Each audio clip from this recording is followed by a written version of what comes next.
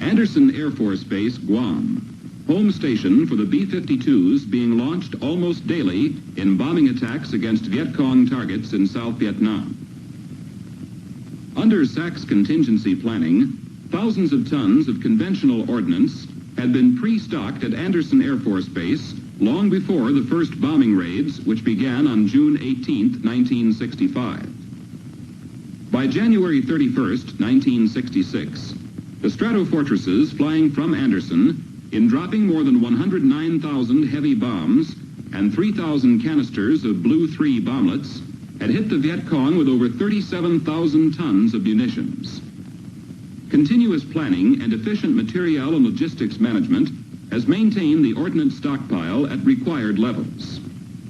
Generally, the aircraft carry 750 or 500-pound bombs. On some strikes, where the penetration of extremely thick jungles or the collapse of enemy tunnels has been required, 1,000-pound semi-armor-piercing bombs have been used. This preloaded haze dispenser contains another type of ordnance employed, the Blue 3 anti-materiel bomblet. The bomblets are packed in canisters, which are placed in the dispenser. In operation, the canisters are released from the dispenser and open at a preset altitude to permit free fall of the bomblets. The B-52 accommodates 2 haze dispensers. These can be installed in about 30 minutes. When so loaded, the aircraft is carrying 10,656 anti-materiel bomblets. At Andersen, as at all SAC bases, the task of keeping their skills at battle efficiency never ends, as maintenance and support people continuously prove their ability to keep their aircraft combat ready. All B-52 strike requests are issued by the Military Assistance Commander in South Vietnam and directed to the Joint Chiefs of Staff. Informational copies go to Headquarters SAC, PACAF, and the 3rd Air Division at Andersen Air Force Base, Guam. While no mission goes without an order from the Joint Chiefs of Staff, the 3rd Air Division immediately begins planning for the requested strike. This greatly reduces reaction time when JCS approval is received. Coordinating with SAC headquarters, detailed sortie folders are prepared, briefings are held, and the specific type of ordnance to be carried by each aircraft is loaded.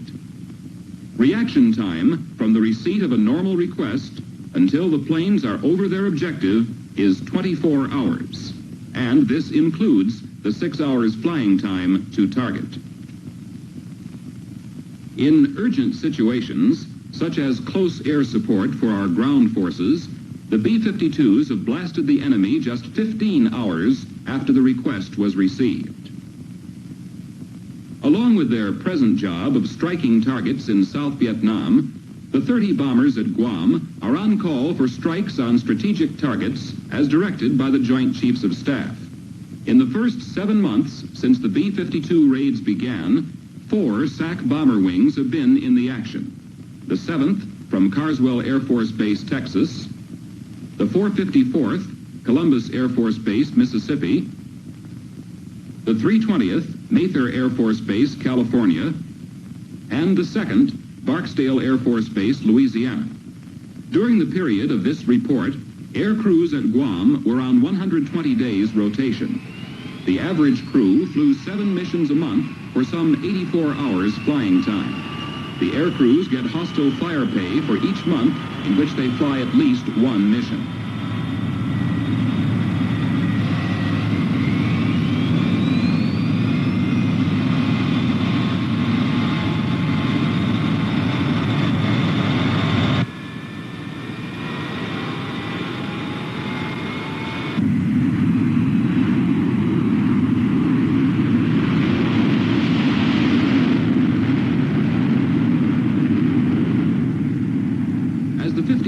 Set off on their sorties, the crews spot what they call the Skunk, a Soviet ship that keeps watch just 3 miles off the island. This trawler is equipped with high-powered radar and other electronic instrumentation.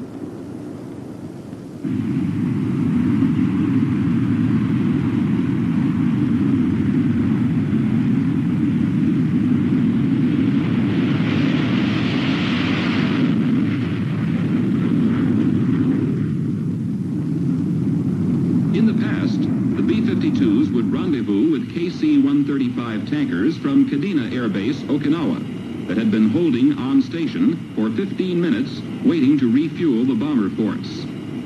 During November 1965, a new procedure was developed for this operation: on-course rendezvous using buddy refueling tactics. With this technique, the bombers and the tankers fly in trail from their bases, heading for a predetermined on-course refueling entry point. The maneuver is so precisely executed that each tanker reaches the entry point and turns onto the refueling course just 1 minute ahead of the bomber it will refuel, offloading more than 80,000 pounds of fuel. The on-course procedure permits rapid air-to-air refueling of a large number of bombers in a limited airspace without varying their course to target. And since the aircraft are refueling in trail and at varied altitudes, it is a safer operation. Bell lead is complete. Disconnect. We good? Did we disconnect? Yeah, we're disconnected. At the end of the refueling run, the bombers continue toward their target IP. The majority of the tankers return to Kadena, but some recover at Clark Air Base in the Philippines as emergency standbys for bombers that might need fuel on their return from the strike. All bombing is by radar offset, in which the radar returns from hills, bridges, rivers, and other such features, whose exact locations are known, are used to pinpoint the target area. To obtain as many of these offset points as possible, SAC conducted radar reconnaissance over the entire country of South Vietnam. 40 seconds.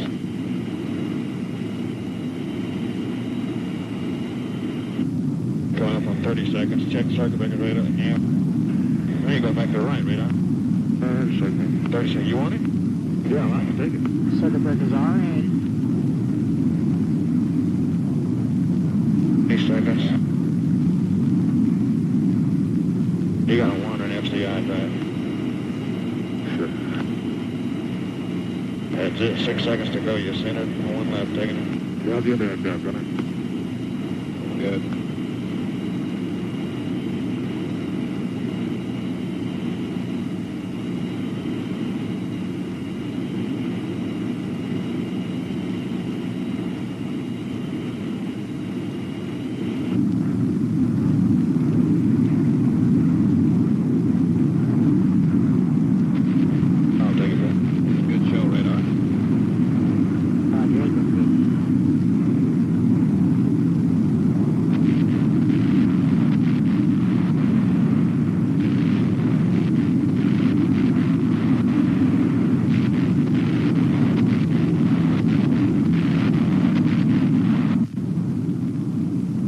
B-52 with Hayes dispensers releases its canisters on a run that delivers over 10,000 bomblets on a Viet Cong position.